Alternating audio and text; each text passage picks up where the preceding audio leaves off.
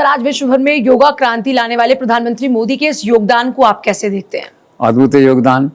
भारत का जो पुरातन का कहिए, सनातन का कहिए, इतिहास का कहिए, जो परंपरा थी, लाइफस्टाइल था, आज सारे संसार के देशों की लाइफस्टाइल बन गया है।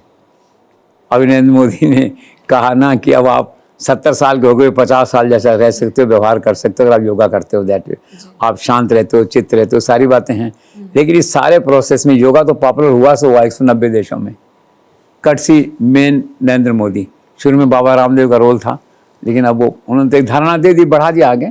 अब नरेंद्र मोदी ने उस चीज़ को आसमान में ले गए, दैट वे। लेकिन इसका दूसरा पहलू बड़ा दिलचस्प है कि नरेंद्र मोदी का जैसे कहना चाहिए भाई डिसिप्लिन कहो, कुछ लोग इसको एलिमेंट ऑफ फियर भी कहते हैं, कुछ ही मान लो कि पूरी पार्टी में मतलब एक कार्यकर्ता से लेके जिसे कहना चाहिए राजनाथ सिंह तक सब जो है ना एक ही भाषा में थे, एक ही स्वर में थे, एक ही उस अंदाज में थे योगा करने के।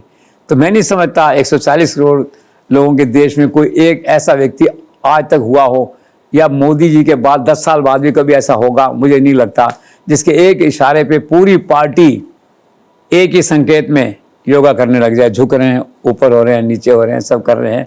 अद्भुत। तो ये जो डिसिप्लिन का चेहरा सामने आया है, नरेंद्र मोदी का जो प्रभाव है, जो मॉरल इन्फ्लुएंस है, मॉरल सपोर्ट है कहिए, या जो है, जो कुछ लोग एलिमेंट ऑफ फियर कहते हैं, ठीक है, मैं उसको हटा देता हूँ, जो उनका नैतिक प्रभाव है मान लीजिए, ठीक है, उसके कारण से ये जो अद्भुत था कल दृश्य देखने वाला, मुख्यमंत्री से लेकर के मंत्री तक, एमएलए से लेकर कार्यकर्ता तक वहाँ भी थे, सारे के सारे टॉप से नीचे तक सारे लोग एक ही वेशभूषा में, एक ही स्वर में नरेंद्र मोदी का योगा कर रहे थे। ये एक और उपलब्धि है नरेंद्र मोदी के।